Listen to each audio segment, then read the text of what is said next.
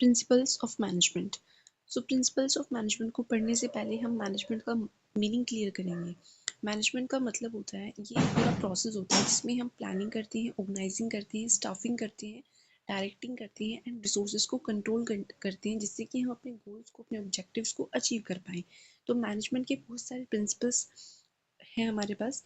उनमें से कुछ 14 प्रिंसिपल्स हैं जो हमारे हेनरी फ्योल ने दिए हैं। हेनरी फ्योल को हम father of principles of management भी बोलते हैं।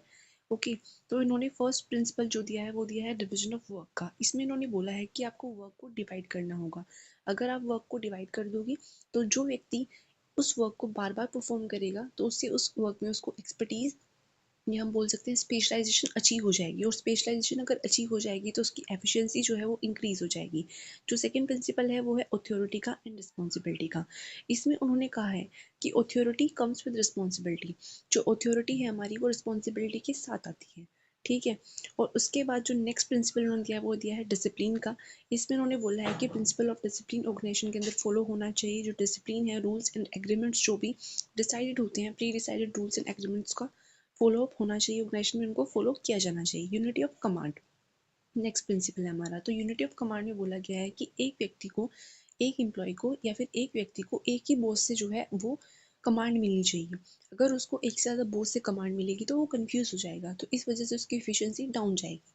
दूसरा है यूनिटी ऑफ डायरेक्शन। इसका मतलब क्या है कि पूरी ऑर्गेनाइजेशन को एक ही ऑब्जेक्टिव की तरफ मूव ऑन करना चाहिए। It means there should be one plan and one objective.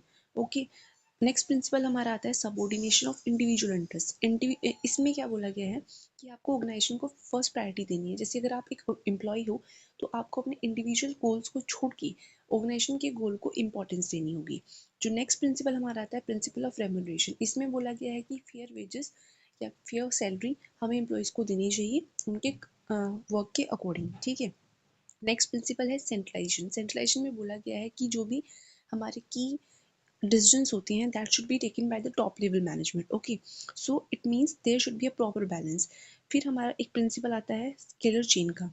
इसमें बोला गया है कि एक क्लियर अथॉरिटी लाइन होनी चाहिए, जैसे कि मिलिट्री ऑर्गेनाइजेशंस में होती है, जिसमें आपको पता होना चाहिए कि आपका सुपीरियर कौन है, उनका सुपीरियर कौन है। जो इन्फॉर्मेशन है, जो भी डिसीजंस हैं, जो भी की इन्फॉर्मेशन और की डिसीजंस हैं वो उसी स्केलर चेन प्रिंसिपल के थ्रू होनी चाहिए, मतलब एक अथॉरिटी लाइन के थ्रू होनी चाहिए। उसके बाद है ऑर्डर। प्रिंसिपल ऑफ ऑर्डर क्या कहता है कि जो right person at right place. It means कि जो जगह, जो चीज़ हमारी ऑर्गेनाइजेशन में जहाँ जहाँ पे फिक्स है वो वहीं पे होनी चाहिए। नेक्स्ट प्रिंसिपल हमारा आता है order principle of equity. Principle equity में बोला गया है कि मेल हो फीमेल हो, आपको आपके जो एम्प्लॉयज़ हैं आपको उनको फेयरली ट्रीट करना है, यानी कि आपको इक्वली ट्रीट करना है। उसके बाद है स्टेबिलिटी ऑफ टेन्योर। इस प्रिंसिपल में बोला गया है कि आपको अपने एम्प्लॉयज़ को जॉब सिक्योरिटी देनी है। अगर आप उसको जॉब सिक्योरिटी देंगे तो वो अपनी फुल एफिशिएंसी के साथ वहाँ पे वर्क कर पाएंगे। उसके बाद है इनिशिएटिव, प्रिंसिपल ऑफ इनिशिएटिव। तो प्रिंसिपल ऑफ इनिशिएटिव में बोला गया है कि आपको एम्प्लॉयज़ को इनिशिएटिव लेने के लिए इनकरेज करना चाहिए। इट मीन्स उनके आइडियाज़ को इनकरेज करना चाहिए, जिससे कि उनको मोटिवेशन होगा। अगर मोटिवेशन होगा तो वो जो काम है वो काफ़ी अच्छे से करेंगे। नेक्स्ट हमारा आता है स्पिरिट द कॉर्प्स। तो ये जो प्रिंसिपल है ये कहता है कि ऑर्गेनाइजेशन जो है वो एक ऑर्गेनाइजेशन के अंदर टीम्स, एक टीम की तरह है, तो ऑर्गेनाइजेशन के अंदर सभी लोगों को टीम में वर्क करना चाहिए और टीम स्पिरिट को ध्यान में रखना चाहिए। So that's all for the principles of management. Okay.